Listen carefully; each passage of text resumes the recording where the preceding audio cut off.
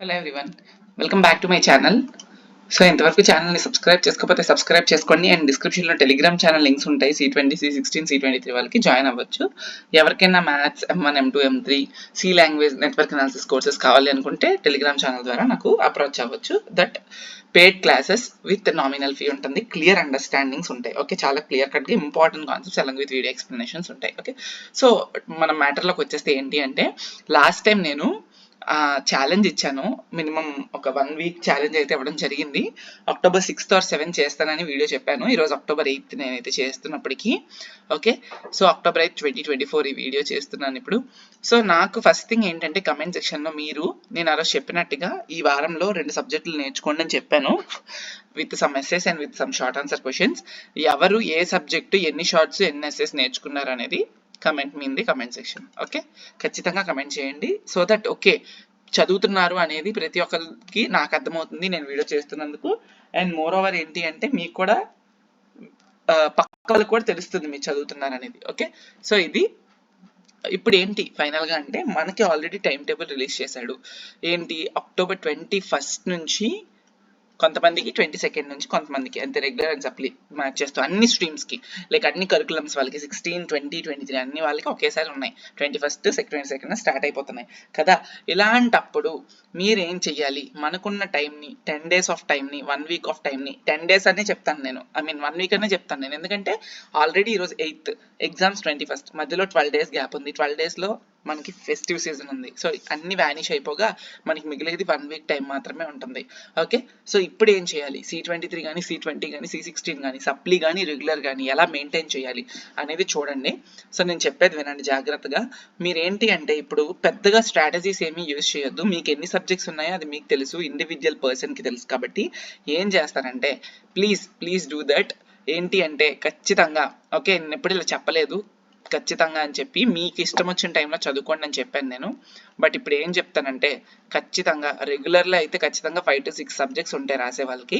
ఒకవేళ సప్లీలు ఉంటే ఆ 5 to 6తో పాటు ఇంకొక 4, 5 లేకపోతే 3, 2 ఎన్నో కొన్ని మినిమం అయితే 6 సబ్జెక్ట్స్ అయితే రెగ్యులర్ అండ్ సప్లీ కలిపేనే ఉండొచ్చు కదా. కాబట్టి అండ్ ఎవరికైతే సప్లీ మాత్రమే ఉంది అనుకుంటే వాళ్ళు నేను చెప్పే టైమింగ్స్ని ఆ 1, 2 సబ్జెక్ట్స్కి మాత్రం డైలీ ప్రిపేర్ అవ్వడం ట్రై చేయండి. మార్నింగ్ ఖచ్చితంగా 5 AM పక్కాగా లేవండి. ఏదైతే 1 week టైం ఉందో ఈ 1 week టైంలో నేను ఇనిషియేట్ చేస్తున్నాను దట్ దీన్ని ఎలా ఫాలో అయితే మీరు ఎగ్జామ్స్ అప్పుడు ఆ టెన్షన్ ఉండదబ్బా. ఎందుకంటే ముందు రోజు చాలా ప్రెజర్ ఉంటుంది నెత్తిపైన, ఇంత సిలబస్ ఉంది, మన 1-2 units అవుతుంది ఈవినింగ్ వరకు మాత్రం చదివితే. ఓకే, కాబట్టి అలా వద్దు. సో 5 AM నుండి మీ కాలేజ్, ఇది నేను ఈ టైంని నేను చెప్పలేను, ఎందుకంటే కొంతమంది కాలేజెస్ 9కు ఉంటాయి, కొంతమందికి 9:30కి ఉంటాయి, కొంతమందికి 10కు ఉంటాయి. అది మీ ట్రావెలింగ్ చేసే దగ్గరికి ఉంటాయి. మినిమం 5 AM to 6 AM చదవండి. Extend your time depends upon your college timings and everything. Okay, college లేదు సప్లీ ఉన్న వాళ్ళు అయితే మాత్రం పక్కా 5 to 7 ఫిక్స్ చేసేసుకోండి. పక్కా 5 to 7. ఓకే, కాలేజ్ ఉన్న వాళ్ళు, అడ్డంకులు ఉన్న వాళ్ళు, ప్రిపరేషన్ హాలిడేస్ అయితే మరీ మంచిది, 5 to 7 చదివేసుకోండి. 2 hours పక్కా ఇవ్వాలి మీరు ఈ టైంని. ఓకే, నెక్స్ట్ వచ్చేసినప్పటికీ ఓకే, ఎవరికైతే కాలేజ్ లేదో, ప్రిపరేషన్ హాలిడేస్లో ఉన్నారో, సప్లిమెంటరీ ఉందో వాళ్ళు నెక్స్ట్ మళ్ళీ ఆఫ్టర్నూన్ టైం, అంటే ఆఫ్టర్నూన్ అండ్ మార్నింగ్ కూడా అనొచ్చు దీన్ని, ఏం చేస్తారంటే 11 AM to 1 PM పక్కా మళ్ళీ చదవాలి 2 hours. ఇది only for some students. Why, because వాళ్ళ కాలేజ్ లేకపోతే మీరు చేయగలరు. నెక్స్ట్ సార్ట్ ఆఫ్ టైమింగ్ ఏంటంటే, ఈవినింగ్ కమ్ నైట్ మళ్ళీ రిలాక్స్ అయిపోండి. ఎవరు కూడా కంటిన్యూస్గా చదవలేరు, ఎన్ని సప్లీలు ఉన్నా కూడా కంటిన్యూస్గా చదవలేరు. కాబట్టి మళ్ళీ 7 PM నుండి నైట్ 9 PM వరకు ఓకే, మీరు ఖచ్చితంగా మళ్ళీ ఒక 2 hours చదవండి. పక్కా ఈ టైమింగ్స్ ఫాలో అవ్వండి. ఓకే, మినిమం ఒకవేళ కాలేజ్ ఉన్న వాళ్ళైతే దీన్ని ఆపేయచ్చు, ఇది ప్రిపేర్ అవ్వండి. ఇలా ప్రిపేర్ అయితే కనుక మీ సబ్జెక్ట్స్ ఎన్ని ఉన్నా ఆటోమేటిక్గా అందులో 80% సబ్జెక్ట్స్ క్లియర్ అవ్వచ్చు, లేదంటే 100కి 100 కూడా అవ్వచ్చు, according to your determination and will power. Okay, the time you spent on something that will reflect back to your result. Okay, ఖచ్చితంగా వస్తుంది. కాబట్టి అది చెప్తున్నాను నేను. చేసేటప్పుడు కూడా నేను చాలాసార్లు చెప్పే ఇది నేను చెప్పే ఇదే. అదేంటి అంటే, మీరు ఏ సబ్జెక్ట్ చదివినా ఇక్కడ ఎన్ని సబ్జెక్ట్స్ అనేది మీకే వదిలేస్తున్నాను నేను. టైమింగ్స్ మాత్రమే, డెడికేటెడ్ టైమింగ్స్, ఈ టైమింగ్స్లోనే చదవండి. అలా చెప్తేనే చదవడానికి చాలామంది రెడీగా ఉంటారు కాబట్టి చెప్తున్నాను, అర్థమవుతుందా? అంతే, ఇంకా అంతకన్నా ఏం లేదు. అండ్ నేను ప్రతిసారి చెప్పేదే, మీరు పక్కాగా ఒక నోట్స్ మెయింటైన్ చేయాలి ఫర్ వాట్ అంటే ఎస్ఏస్కి అయితే డయాగ్రామ్స్ ఉంటే డయాగ్రామ్స్కి ప్రిపేర్ అవ్వడానికి ఒక నోట్స్ చదువుతున్నప్పుడే డయాగ్రామ్ చూసుకొని చూడకుండా డ్రా చేసుకోండి డయాగ్రామ్స్కి. ప్రాబ్లమ్స్ ఉంటే ఫార్ములాస్. మ్యాథ్స్ అయితే ఖచ్చితంగా ప్రాక్టీస్. ఆ 2 hours of time A subject prepare అవుతున్నారో అప్పుడు. ఓకే, నెక్స్ట్ వచ్చేసినప్పటికీ షార్ట్స్ విషయానికి వస్తే మళ్ళీ మ్యాథ్స్ అయితే ప్రాక్టీస్ చేస్తారు.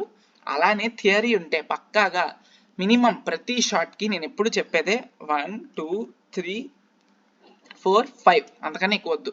గుర్తుండట్లేదు అనుకుంటే సరిపోతుంది. డిఫరెన్సెస్ అయితే difference table 5 points clear cut bullet points మీ షార్ట్స్ నోట్స్లో రాసుకోండి. ఎందుకు తెలుసా, ఒక 20 షార్ట్లు ఉంటాయి, అంతకన్నా ఎక్కువ ఉండవు, లేదా 25 ఉంటాయి అనుకుందాం. పోనీ 20 చదివారు మీరు అనుకుందాం. ఆ 20 షార్ట్స్లోని 5 పాయింట్స్ మీరు నోట్స్లో నోట్ చేశారనుకోండి.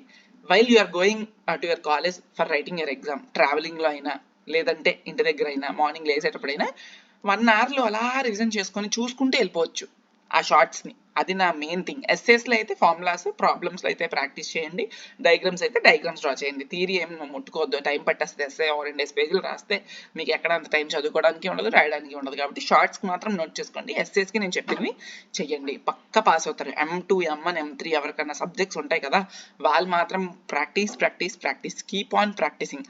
ఓకే, ఇది మాత్రం చెయ్యండి, మంచి రిజల్ట్స్ వస్తారు. ఖచ్చితంగా కమెంట్ చేయండి ఎవరు చదువుతారు అనేది, ఖచ్చితంగా ఈ లాస్ట్ వరకు చూసినట్టయితే. Thank you so much.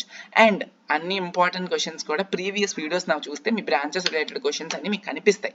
లేదంటే మీకు ఏ సబ్జెక్ట్ కావాలో ఆ సబ్జెక్ట్కి మీరు పెట్టండి. ఫర్ సపోజ్ సిఎంఈ వాళ్ళు అనుకోండి, Java programming questions Nitin Kolluru అని కొట్టగానే మీకు వచ్చేస్తుంది నావి. ఓకే, ప్రీవియస్గా పెట్టిన క్వశ్చన్స్ అయినా ఫాలో అవ్వచ్చు, ఇప్పుడు పెట్టినవే ఫాలో అవ్వాలని రూల్ ఏం లేదు. C23 వాళ్ళు ఫస్ట్ ఇయర్ సప్లీకి ప్రిపేర్ అవుతున్నారు, వాళ్ళు ఇప్పుడు పెట్టినవే చూడాలని నీడ్ లేదు, ప్రీవియస్గా పెట్టిన క్వశ్చన్స్ కూడా చూడొచ్చు. చాలా ఇంపార్టెంట్వే నేను చెప్తాను ఎప్పుడు కూడా. ఓకే, అది matter. Thank you so much.